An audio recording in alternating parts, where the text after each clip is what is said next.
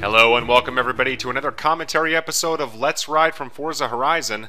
I'm Jack Acid with ApexHead.com, bringing you the festival event BMW Battle, and today we are competing in a 2008 M3, racing with no assist per usual, and starting off here on the gravel, obviously competing with other BMW cars. Let's see what this thing can do. This is my first time out in a BMW on Forza Horizon, so I'm curious how this car handles.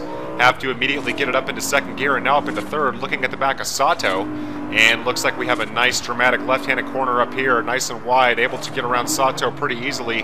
Now staring at the back of Cesar Garcia up ahead, drifting around that corner, trying to get leveled out and find our line. This is a 4-lap race, and catching up with Garcia here. Let's see if we can get around him on this corner and have to slow down, narrowly avoiding contact with the barrier there.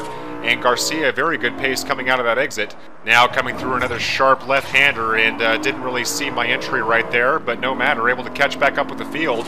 And now easily dispatching of Garcia, looking at the back of Andrew Davis up in P5 in the orange car, and he's in the back of a good little train here. Let's see if we can get around Davis, able to do so. Now staring at the back of David Bristol up in P4. And right now, Edmund Silva leading the race with our rival Zachy Malik in P2. Slight contact there with Bristol as we come onto the dirt. He was very slow coming around that corner. And backing off now as we come back onto the tarmac. And ahead of him, someone named Whacker. That's an interesting name. And trying to get around Bristol. Finally getting around him there. Now trying to compete with Whacker coming out of the corner. And you can see that we're riding almost wheel to wheel and have to back off now, otherwise come into contact with the barrier. Very slow coming up over the hill here. And he's extremely slow. Contact, though, almost hitting the barrier, and Whacker will lay down for no man. Let's see if we can get him down here at the hairpin, braking a little bit late, but able to pinch him out. And now staring at the back of Zachy Malik, our aforementioned rival, and hoping to get around him. He's usually pretty competitive in most races. Coming up to a left-hander here, and very slow coming around there, just as I start to give him credit. Now wheel to wheel with Malik as we come out of the exit, and have to fall back now, still chasing down Edmund Silva in P1. And back onto the dirt here. And we are coming up to the start of lap 3. Here we are. Got 2 laps to go. Let's see what we can do with the leaders, taking out the stop sign there, coming around turn 1. Looking to negotiate on the outside. Let's see if we can get around him.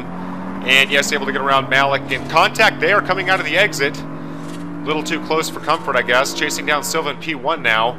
Coming up to the hairpin, let's see if we can make a move on the inside, and not going to happen. And more contact there with Malik from behind. Malik being extremely aggressive, anxious to get his spot back, and I have noticed that, slight contact there with Silva ahead, very slow coming around this corner.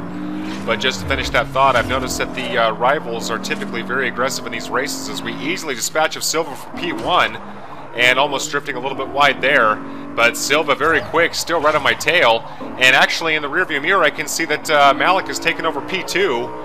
And so, like I mentioned, probably going to be a race to the end. It's sort of deceiving as I start to lose my line here. Contact with the wall, and there goes Malik.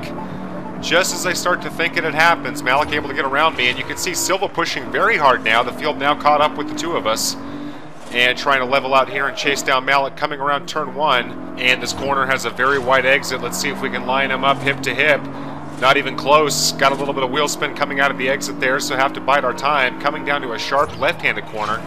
And let's see if we can get him on the outside around here. Dropping it down into third gear. No, not quite. How about this one up here on the outside? Slight contact there with him. Now trying to get around him and getting almost locked with him. Once again, struggling with grip on wheel spin coming out of the exit. Now trying to negotiate on the inside. And once again, just like with Silva, easily able to get around the AI there. That's an extremely slow corner.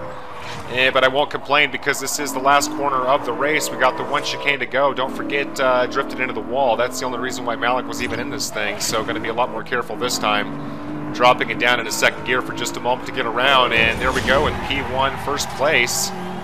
And taking a quick look at the times as the cars roll in. And only after I completed the race did I realize I've actually already done it once.